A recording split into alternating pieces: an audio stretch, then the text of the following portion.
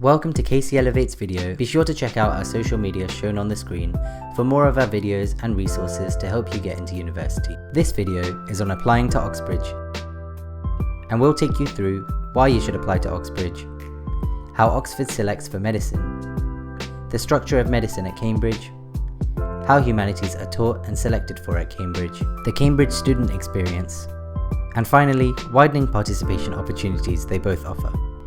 If you'd prefer to skip to a particular section, just navigate to one of the timestamps shown on the screen. Why apply to Oxbridge? Cambridge is a university whose reputation precedes itself. It's a fantastic place to learn, and it's mainly because of two things. The first is the supervision system. A supervision is a smaller class, usually between 2 and 4 people, where you are discussing something with students on your course and an academic who is usually a leader in the field of study you're looking at. The other thing is the collegiate system. So the University of Cambridge as a whole is broken down into 31 colleges, and it's a place of both living and learning. So a lot of your supervisions will happen with people doing your course at your college. It means that the entirety of your education is a lot more personal and a lot more tailored to you and your peers and how you work as a group and also as individuals, which is really important. You get to flourish. One of the main reasons to study medicine at Oxford is the tutorial system. There are usually 3 tutorials a week, which consist of 1 tutor and 2 to 3 students. In each tutorial, you discuss ideas with the students and the tutor on a particular topic. There's a particular emphasis on the scientific, research and experimental side of that topic. The tutorials are really good because it essentially lets you go beyond the topic that is usually covered in lectures and practicals. Medical interviews at Oxford. Medicine interviews at Oxford are essentially 4 15 to 20 minute mock tutorials. My first 2 interviews were at Magdalen College, which is where I applied. The second 2 interviews were at Exeter College, which was randomly selected by a computer. At Magdalen College, I was given a sheet which told me what the 2 interviews would consist of. In my first interview, I began by talking about some research I had recently done. One of the professors asked me some questions about this research and to check my factual knowledge. One of the professors recognised a book on my personal statement and asked me to figure out the mechanism of action of a drug mentioned in that book. He helped me through it as I struggled to figure it out, but they essentially guide you through the process and ask you the correct questions to lead you to the answer. The final part of the first interview consisted of graphs that had no labels. The 3 professors suggested labels that could fit the graph and asked me to explain if they would or would not fit the graph. Before my second interview, I was given half an hour to read an article about NHS waiting times. The first question in the second interview, they asked me about my opinions on the article. They also asked me about my motivation for studying medicine and why I'd want to work for the NHS. The next day, I had 2 more interviews at Exeter College, and they were very different from the first 2 interviews I had at Magdalen College. In all 3 questions, I gave as many suggestions as I could, and the interviewers guided me to the correct answer. Admissions tutors at Oxford are essentially looking for students they would want to teach. So the best advice I could give is to present yourself as the most teachable student. The best way to do this is to always think out loud, don't be afraid to give suggestions, and be prepared to explain your reasoning. The structure of medicine at Cambridge. Medicine at Cambridge takes the form of a traditional medical course where the years are split between preclinical knowledge and clinical knowledge. Years 1 and 2 focus on strengthening your core scientific knowledge which you'll need as a medical professional. Clinically, you'll be introduced to the scientific basis of medicine and gain further insight into the social and ethical context of health and illness. In your 3rd year of medicine, you'll have an opportunity to intercalate in a wide range of subjects offered at Cambridge. These can be things which are medical or non-medical. Now onto the entry requirements. The minimum entry requirement is A*A*A at A-level for studying medicine at Cambridge. You'll also be required to sit the BMAT exam, and we'll have further information on this in a further video. You'll need to have A-levels in chemistry as well as one of biology, physics or maths. But it's important to note that most applicants will have a combination of at least 3 or more of these A-levels. The applications process is looking for your strength in 3 key areas. The first being your scientific and related competencies, where they're trying to assess your interest in medicine. the second being personal and professional skills which you've developed and which would be required from a future doctor, and the third being an understanding of the professional and career requirements of a doctor. Although you won't be at a disadvantage if you've had your work experience placement cancelled due to COVID-19, you're still expected to have researched the NHS and wider healthcare systems and have a sound understanding of their structure and problems that they face. How humanities are taught at Cambridge. So I'm studying classics, which is a humanities subject. It's quite similar to other humanities subjects. I do a lot of language and literature work, which means that I have a mixture of classes that happen at my department or faculty, and also in college-style supervisions. As well as that, I have one essay a week which I will research for and write entirely independently, submit to my academic supervisor, usually the night before, and then we will go in and discuss together with either my supervision partner or my supervision group. Applying to Cambridge is a really scary thing. I was scared the whole time that I did it, but for the most part it's quite similar. It's important to get you in with an amazing personal statement, which you need for any good university. It's important that you discuss why you enjoy and engage with your subject.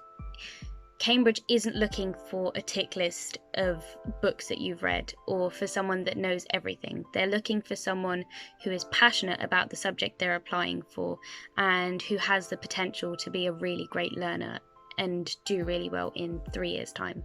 It's about the end point and not where you are when you're applying. You might need to submit some written work along with your application, which is usually just an essay or two that you've done in school. This is to see how you're writing now, but more importantly to see what kind of teaching and feedback you are getting at the point of application.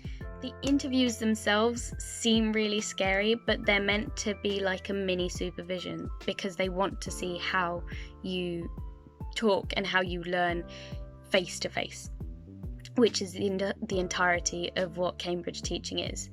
You usually have 2 or 3. You might have an assessment while you're at your interview day or days.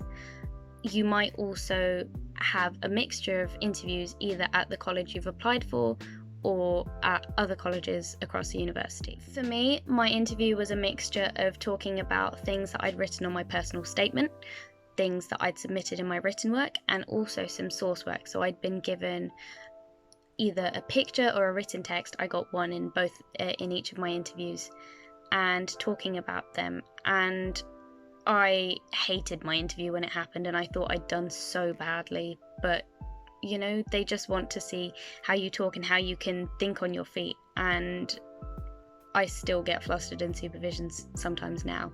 So it's okay to say that you don't know, as long as you can talk and show that you are thinking while you're talking. My degree is structured quite differently from other people. You can choose different subjects that are within the same degree, from politics, sociology, social anthropology, even psychology. What happens is first year, you get to do 4 different papers, and you eventually go into second year and you specialize more. So you choose different tracks. So you won't be able to do politics, sociology, social anthropology, international relations. You can only choose politics, international relations, or sociology, or social anthropology, or a mixture of two of these options. So social anthropology and politics, or politics and sociology. I'll give you an example. For example, in first year, I was doing my politics and international relations papers, and sociology and social anthropology. These were like the first papers which gave you a very broad view of everything. Then in second year, it specialised more and looked at just politics and international relations, and I was looking at very specific broad ideas, but much more controlled and focused. So looking at politics of imperialism, looking at comparative politics in modern day, looking between different regions of the world and comparing them, and then having like a much more broad look at world organizations, which is something that was looked at in first year, but then became much more prominent as a topic in second year. And then in third year, I specialized even more and looked at, very specific countries and their politics, and then also did a dissertation on Bangladesh and political violence there. So yeah, it becomes much more, it's much more broad at the beginning and becomes much more narrow towards the end. And you become a much better political scientist as a result. The Cambridge student experience. Well, I chose Oxbridge or Cambridge specifically because, the reputation and also having just the best politics degree in the country. I would say that Cambridge is definitely different from other universities in the way they teach, in terms of having mostly one-on-one or one-on-two. 2-on-1 supervisions, having a tutor that sort of looks at everything you do and gives you helps and advice, and just like the whole culture of it is quite different. I enjoyed the teaching, I enjoyed my time. It's a lot of work and it's a lot of content to get through, but as a result you become a much better student. And if you are thinking about going to academics, it's definitely having that Cambridge name or Oxford name on your CV is definitely helpful. Widening participation, opportunities that Oxbridge offer. If you're looking at applying now, a few schemes that I can suggest for incoming Year 12 students will be masterclasses at the university doing specific subjects. They should usually be free. The Sutton Trust summer schools are entirely free. You get them at universities across the country and in various subjects. As well as that, Cambridge offers the CUSU, that's CUSU, shadowing scheme, where you get to follow around an undergraduate for a few days to see what their course is like. Websites I can suggest are Inside Uni, which talks about the application and interview process, and AIM, which is targeted entirely at BAME students. I hope that helps, and good luck with your applications. Thanks for watching our video. We hope it inspired and motivated you to apply for Oxbridge. Please help us to reach more people by sharing with your friends, following or subscribing, and commenting what you'd like to see more of. We'd like to give a special thanks to our friends at Cambridge and Oxford University for making this video possible. This video is part of our Casey Elevate video series, and the rest of the videos can be found on our YouTube and IGTV page. We wish you the very best of luck with your university application.